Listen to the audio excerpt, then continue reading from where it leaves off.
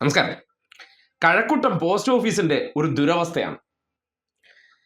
അവിടെ ഒരു സേവനത്തിന് പോയ സുഹൃത്ത് ചിത്രീകരിച്ച് ഒരു ദൃശ്യം അയച്ചു തന്നു. അതിന് കാരണം കൊടും ചൂടാണ്, അതായത് കടുത്ത വേനലാണ്.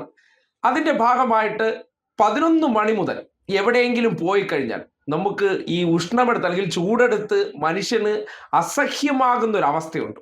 അപ്പോഴാണ് പോസ്റ്റ് ഓഫീസിലെ സേവനങ്ങൾക്ക് കൈക്കുഞ്ഞുങ്ങളുമായിട്ട് വരുന്ന സ്ത്രീകൾക്ക് പോലും ഒരു ഫാനിന്റെ കാറ്റ് കൊള്ളാമെന്ന് പറഞ്ഞാൽ അതിന് അവിടെ നിർവാഹമില്ല. ഈ കേന്ദ്ര സർക്കാർ സ്ഥാപനങ്ങൾ എന്നൊക്കെ പറഞ്ഞാൽ അടാറ് തള്ളലുകളാണ് ഈ നാട്ടിൽ നടത്തിക്കൊണ്ടിരിക്കുന്നത്. അവിടെയാണ് കഴക്കൂട്ടം പോസ്റ്റ് ഓഫീസിനെ നാട്ടുകാർ ഒന്ന് കാണേണ്ടത്. ആ ദൃശ്യം ഒന്ന് നോക്കി.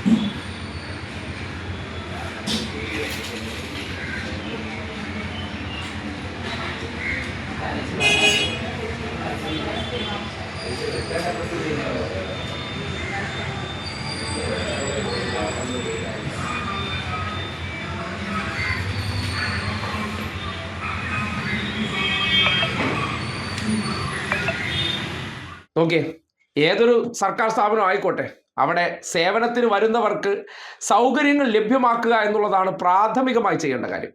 ആ നിലയ്ക്ക് നോക്കുമ്പോൾ ഒരു ഫാന് പോലും അവിടെ വരുന്ന ഗുണഭോക്താക്കൾക്ക് വേണ്ടി പ്രവർത്തിക്കുന്നില്ല എന്ന് പറഞ്ഞാൽ എന്തൊരു അനാസ്ഥയാണ്. ഇതിനെയൊക്കെ എങ്ങനെ വിമർശിക്കാതിരിക്കാൻ കഴിയും? ഒന്ന് ആലോചിച്ച് നോക്കിയേ.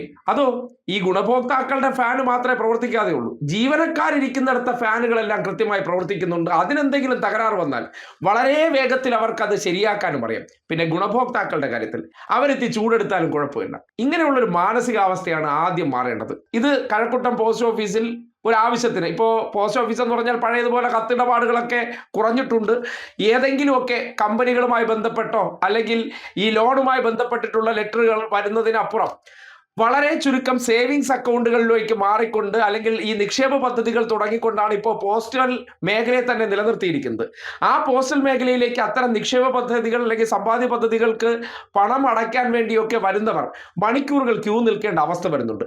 ആ ക്യൂ നിൽക്കുന്ന സന്ദർഭത്തിൽ ഈ കൊടും ചൂടത്ത് ഒരു ഫാനിന്റെ കാറ്റ് കൊള്ള എന്ന് പറഞ്ഞാൽ ഒരു മനുഷ്യന്റെ അവകാശം കൂടിയാണ്. കാര്യം അത്രമാത്രം നമുക്ക് ചൂട് കൊണ്ട് വിയർത്ത് വെപ്രാളം ഉണ്ടാകുമ്പോൾ ഒന്ന് കാറ്റ് കൊള്ളാൻ പറ്റിയിരുന്നെങ്കിൽ എന്ന് വിചാരിച്ചാൽ അതിന് പോലും സൗകര്യമില്ലെങ്കിൽ എന്താണ് ഇത്തരം സ്ഥാപനങ്ങളൊക്കെ ജനങ്ങൾക്ക് കൊടുക്കുന്ന സേവനമെന്ന് തോന്നിപ്പോവുകയാണ്.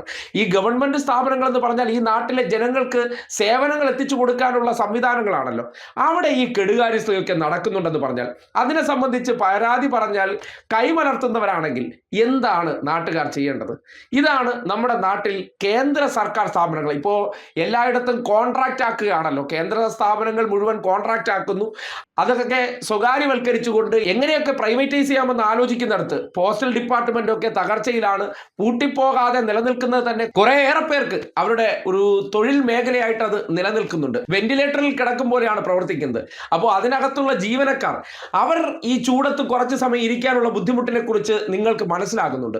നിങ്ങളൊന്ന് ഇപ്പുറത്തെ സൈഡിലുള്ള മനുഷ്യരെ കുറിച്ചൊന്ന് ചിന്തിച്ചു കഴിഞ്ഞാൽ തീരാവുന്ന പ്രശ്നമേ ഉള്ളൂ. നിങ്ങളൊന്ന് ആലോചിക്കുക, ഞാനാണ് അപ്പുറത്തെ സൈഡിൽ നിൽക്കുന്നെങ്കിൽ ഈ ബുദ്ധിമുട്ട് അനുഭവിക്കേണ്ടി വന്നാൽ ഉണ്ടാകുന്ന അവസ്ഥയെക്കുറിച്ചൊന്ന് ചിന്തിച്ചാൽ അത് ശരിയാക്കാനായിട്ട് അവിടെയുള്ള ജീവനക്കാരെങ്കിലും മെനക്കെടാൻ തയ്യാറായനെ. എന്തായാലും ഇതൊക്കെയാണ് നമ്മുടെ നാട്ടിലെ ചില കേന്ദ്ര സർക്കാർ സ്ഥാപനങ്ങളുടെ ഇന്നത്തെ അവസ്ഥയെന്ന് പറയുന്നത്. കഴക്കൂട്ടം പോലൊരു പ്രദേശത്ത് വർഷങ്ങളായി പ്രവർത്തിക്കുന്ന പോസ്റ്റ് ഓഫീസിലേക്ക് പോകുമ്പോൾ ജനങ്ങൾ ഇങ്ങനെ ബുദ്ധിമുട്ടുന്നുണ്ടെന്ന് അതിനെ സംബന്ധിച്ച് പരാതി പറഞ്ഞാൽ പോലും ഞങ്ങൾക്കൊന്നും ചെയ്യാൻ പറ്റുന്നില്ല എന്ന തരത്തിൽ കൈമലർത്തി കാട്ടി എന്ന് പറഞ്ഞാൽ അതിനെയൊക്കെ അനാസ്ഥയെന്നല്ലാതെ മറ്റൊന്നും വിളിക്കാൻ കഴിയില്ല.